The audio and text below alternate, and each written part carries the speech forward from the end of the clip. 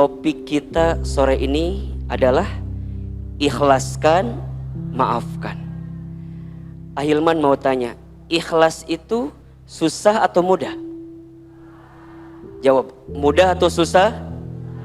Susah atau mudah? Nah, kenapa ikhlas itu susah?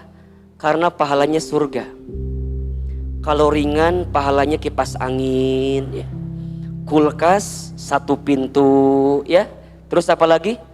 Payung dan piring cantik gitu ya. Ikhlas itu susah karena pahalanya surga.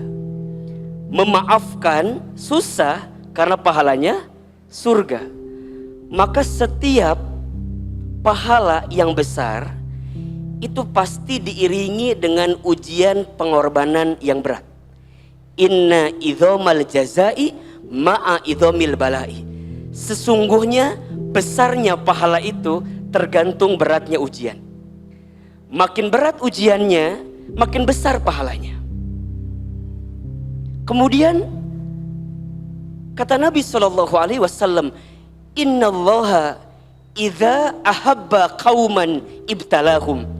Sesungguhnya Allah, apabila Allah sedang mencintai seorang hamba, apabila Allah sedang mencintai suatu kaum, ibtalahum, maka Allah akan menguji kaum tersebut. Allah akan menguji hamba tersebut. Kenapa? Karena Allah mencintai hamba tersebut. Maka sesuatu yang harus menghadirkan keikhlasan, besar ujiannya, besar pengorbanannya, karena boleh jadi di dalamnya Allah siapkan pahala besar bagi kita karena sesuatu yang menyakiti kita. Maka ini quotes yang pertama dari Ahilman ya. Gak mau kalah sama Abah Muhajir gitu ya. Gini, pertama cara kita memandang satu persoalan ya. Cara kita memandang satu masalah. Kalau kita melihat suatu masalah itu sebagai ujian yang berat, maka kita akan capek menerima itu. Tapi kalau kita melihat masalah itu atau ujian itu sebagai bentuk pesan cinta Allah kepada kita, maka kita akan ringan menerimanya. Maka teman-teman belajar, kalau dapat masalah, dapat ujian, maka masalah ujian itu adalah pesan cintanya Allah, berkah yang tersirat, pesan cinta yang tersurat yang Allah berikan kepada kita karena Allah merindukan kita. Itu poinnya. Ini kan Ahilman dari wajahnya hampir sama semua ya. Wajah-wajah banyak masalah kelihatannya ini. Atau wajah-wajah yang sedang diuji gitu. Ahilman ingin berikan kabar kepada teman-teman, kalau teman-teman sedang diuji, bergembiralah karena teman-teman sedang dirindukan oleh Allah Subhanahu wa taala. Jadi di antara ciri dan cara Allah merindukan seorang hamba dengan cara apa? Allah hadirkan ujian kepada hamba tersebut agar hamba tersebut ketika mendapatkan ujian itu dia jadi ingat ke Allah Subhanahu wa taala. Teman-teman nanti buka surat Al-Baqarah ayat 155 156. Abah sudah buka, saya langsung ngintip barusan di situ. Apa kata Allah? Walanabluwannakum bisyai'im minal khawfi wal ju'i wa naqsim minal amwali wal anfusi wath thamarati wa basyiris sabirin. Dan pasti kata Allah, kami akan menguji kamu sekalian bisyai'in, dengan sesuatu yang sedikit saja, dengan sesuatu yang kecil saja. Ini yang jarang kita kupas sebenarnya ya. Teman-teman, kita ini suka ngerasa begini, kalau lagi dapat masalah, seakan masalah-masalah itu berat ya. Padahal sebenarnya dalam pandangan Allah, masalah itu kecil. Ini rumus. Jadi kalau teman-teman dikasih masalah, ingat masalah kita kecil. Tapi nikmat yang Allah berikan besar. Jangan kebalik.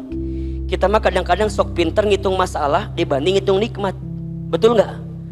Kalau dikasih nikmat kadang-kadang kita ngerasa saeutik, dikasih masalah asapang loba masalah nak. Lihat wajah saya, kumaha kuleuh, da loba masalah teh ya meureunnan. Emang kumaha gitu? Kadang-kadang masalah tuh nggak seberapa, tapi kita yang seringkali merasa paling besar masalahnya. Maka tolong teman-teman ya, catat baik-baik.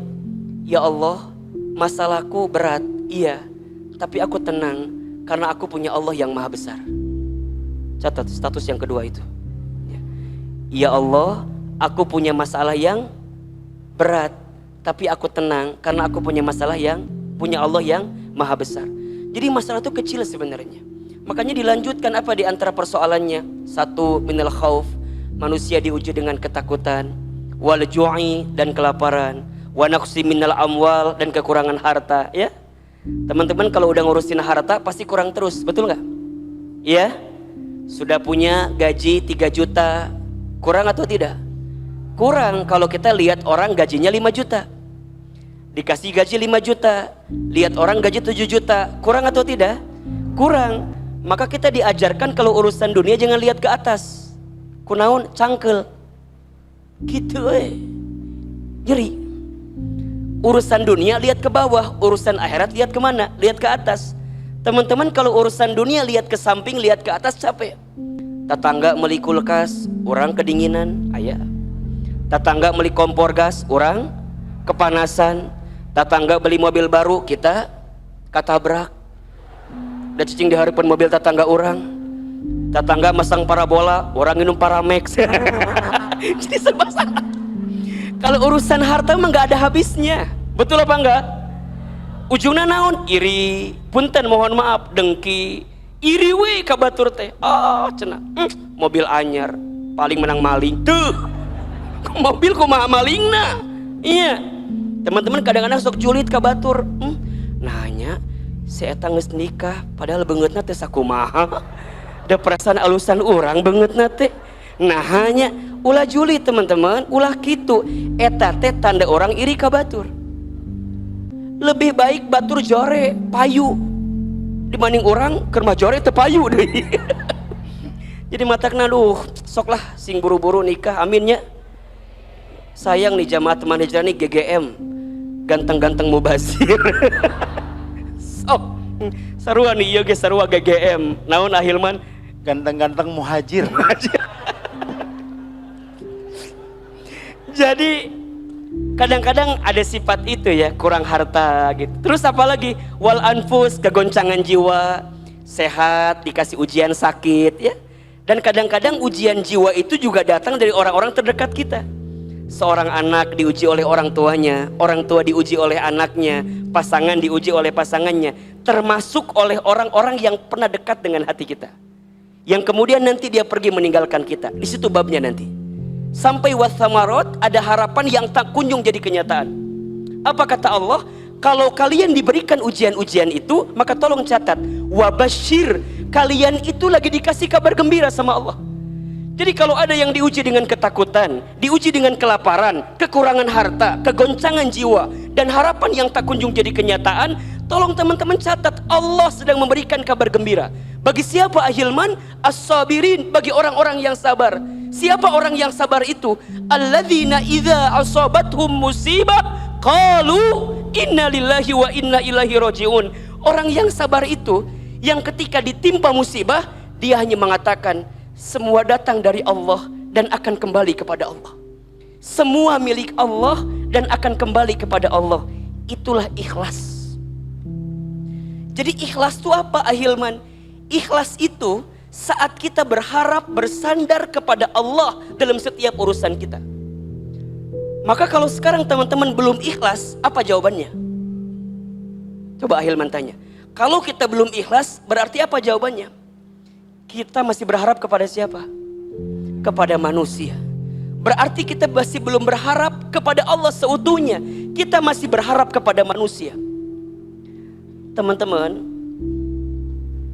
ada orang yang pernah dekat dengan diri kita, pernah ada di hati kita, kemudian dia pergi meninggalkan kita. Sakit atau tidak? Di mana sakitnya? Di dia. Sakit Ahilman. Kita berharap banyak, berharap besar sama dia, tapi kemudian dia nggak sesuai ekspektasi kita. Bukan salah dia yang pergi meninggalkan kita, salahnya kita terlalu berharap kepada dia. Catat status hari Rabu itu. Jangan menyalahkan orang yang pergi meninggalkan kita, jangan.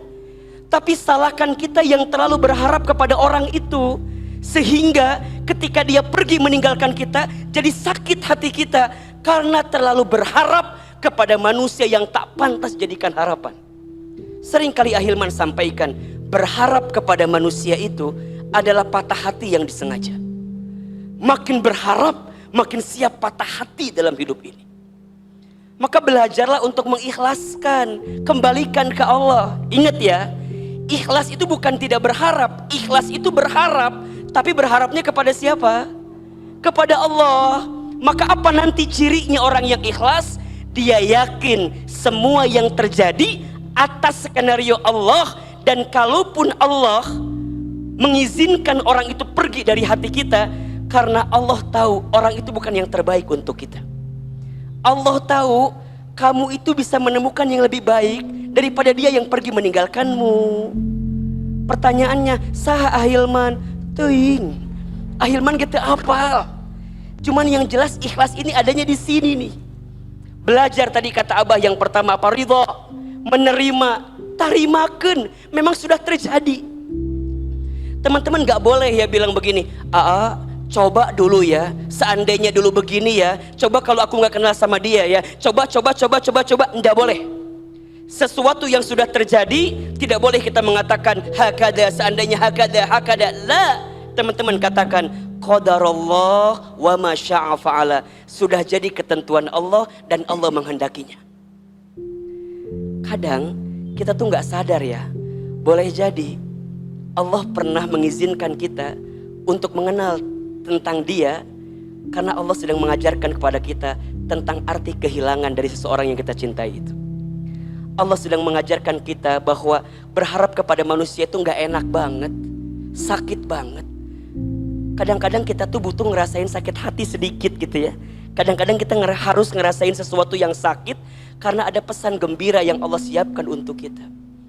Maka kalau sekarang punten ya, teman-teman masih ngungkit, Ustadz coba begini, aku teh kurang apa ya? Kurang gelis merenan. Yang Ikhwan nanya, aku teh kurang apa ya? Kenapa dia pergi meninggalkan saya? Hiji, kurang duit.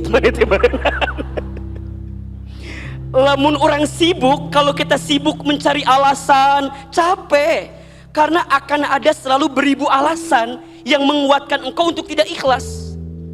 Itu setan. Jadi kalau teman-teman udah bilang, kenapa ya? Kenapa? Makin sombong kita. Harusnya kan dia tuh mengerti, aku tuh begini. Makin banyak mencari alasan, makin tidak akan bisa ikhlas kita menghadapi setiap ujian.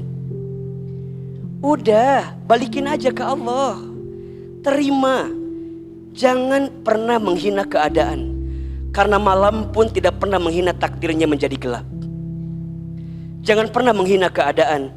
Karena daun pun tidak pernah marah kepada angin yang membuat dia terjatuh dari ranting pohonnya.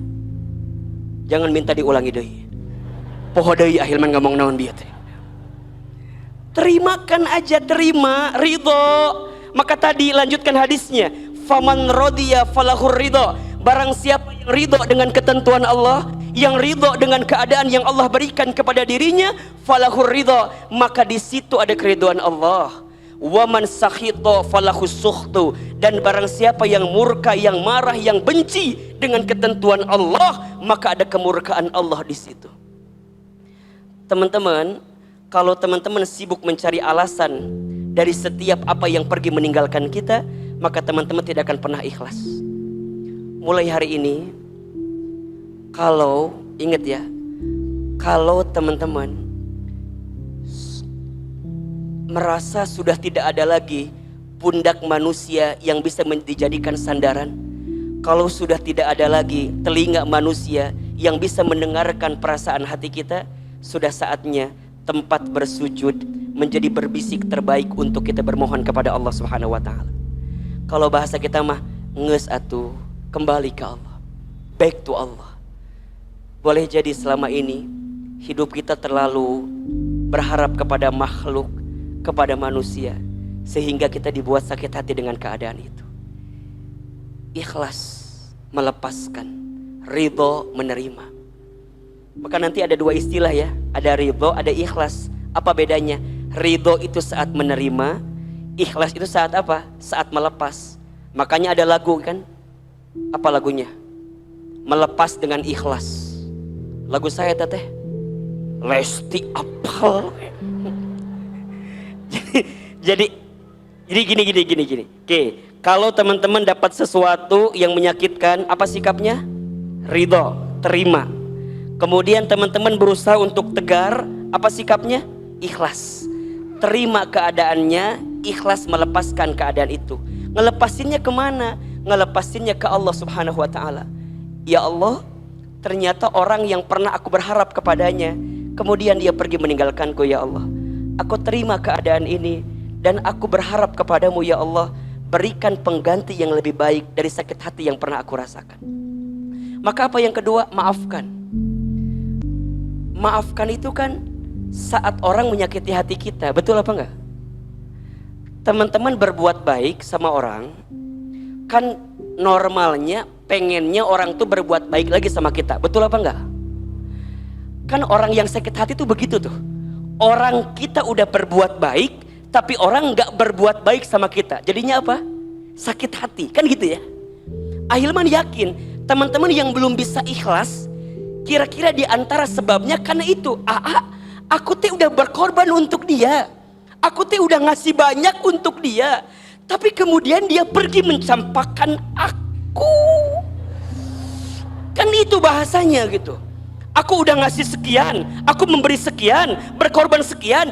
Kan harusnya dia tuh balas lagi lebih baik dong ke aku. Harusnya dia tuh peka dong ke aku. Kan itu pengennya kita, betul apa enggak? Tiba-tiba orang yang sudah kita berkorban, kemudian dia pergi ninggalin kita, kita sakit. Kenapa? Karena kita berharap kebaikan dari dia. Betul apa enggak? Maka disitulah Allah sedang siapkan pahala untuk kita. Pahalanya apa? Pahala memaafkan. Teman-teman sayang, kalau semua orang berbuat baik kepada kita, semua sama, bagaimana mungkin kita bisa mendapatkan pahala memaafkan? Justru Allah itu boleh jadi menakdirkan ada orang-orang yang menyakiti kita, ada orang yang menzalimi kita, ada orang yang mengkhianati kita, ada orang yang menggores luka di perasaan kita, sengaja. Agar apa? Agar kemudian Allah titipkan pahala kepada kita. Pahala apa? Pahala memaafkan. Jadi nggak apa-apa kalau ada orang yang menyakiti kita. Nggak apa-apa kalau ada orang yang melukai perasaan kita, karena Allah sedang menyiapkan pahala untuk kita. Apa pahalanya? Pahala memaafkan. Dan teman-teman tahu, ada 3 amalan yang akan membuat seorang hamba dibangunkan istana di surga. Apa di antara amalannya? Yang pertama, falyafu amman dolamaka, maafkanlah orang yang pernah menyakitimu. Yang kedua, waliyu'ti man haramaka, memberilah kepada orang yang tidak memberi kepadamu. Memberilah kepada orang yang tidak baik kepadamu. Dan yang ketiga, waliyasil man qata'aka, sambungkanlah silaturahmi dengan orang yang pernah memutuskannya dengan dirimu. Maafkan orang yang pernah menyakitimu, memberilah kepada orang yang tidak berbuat baik kepadamu, dan sambungkan silaturahmi dengan orang yang pernah memutuskannya dengan dirimu. Allah tidak meminta kita untuk melupakan, tapi Allah meminta kita untuk memaafkan. Ahilman, aku sulit melupakan dia. Memang susah. Makin berusaha melupakan makin gak bisa. Maka apa perintahnya? Maafkan saja. Maafkan itu berarti gimana Ahilman? Kita percaya kebaikan yang kita lakukan pasti balasannya juga kebaikan. Kalau bukan dari orang itu, Allah menyiapkan pahala kebaikan untuk kita. Teman-teman jangan khawatir ya. Jangan pernah berpikir gini, aku sudah berbuat baik, tapi kok orang gak berbuat baik sama saya. Jangan pernah berpikir begitu. Karena dalam pandangan Allah, setiap kebaikan pasti balasannya adalah kebaikan. Hal jazaul ihsan illal ihsan. Tidak ada satu kebaikan pun kecuali balasannya adalah kebaikan. Famay ya'mal mithqala dzarratin khairan yarah wa may ya'mal mithqala dzarratin syarran yarah. Barang siapa yang berbuat kebaikan walaupun sebesar biji dzarrah, Allah pasti membalas kebaikan itu. Dan barang siapa yang berbuat keburukan, disembunyikan, dirahasiakan, ditutupi, walaupun sebesar biji zarah, Allah pasti membalas setiap keburukan itu. Teman-teman sayang, kalau kita udah berbuat baik sama seseorang, tapi kemudian dia tidak membalas kebaikan kita, jangan pernah putus asa, karena Allah sedang menyiapkan pahala yang lebih baik untuk kita. Apa syaratnya? Maafkan kesalahannya. Ustadz, tapi enak di dia, kata siapa? Teman-teman, jangan mengira orang yang berbuat buruk sama kita nggak dapat balasannya. Mereka dapat balasannya, tapi bukan kita yang membalas, biarkan Allah yang membalas. Kalau orang berbuat buruk sama kita, kemudian kita berbuat buruk lagi sama orang, bedanya kita sama dia apa? Betul apa enggak? Ustadz, dia selingkuh. Emangnya aku nggak bisa? Aku juga bisa. Punten, misalnya nanti teman-teman berumah tangga ya, pas berumah tangga misalnya pasangan kita, punten mohon maaf, menyakiti hati kita, jangan dibalikin. Ustadz, emang pasangan saya aja yang bisa nyakitin saya juga bisa. Saya juga masih lumayan, mana wajah aku cantik, badannya juga bagus. Teman-teman jangan pernah berpikir, jangan pernah berpikir membalas keburukan orang kepada kita. Kalau teman-teman berpikir membalas keburukan orang sama kita, berarti kita kehilangan potensi kebaikan dari Allah Subhanahu wa taala. Ikhlaskan, maafkan. Lepaskan sesuatu yang pergi dari kita. Maafkan setiap kesalahan dia yang pernah menggores hati dan perasaan kita. Yakin Allah sedang menyiapkan yang terbaik untuk kita.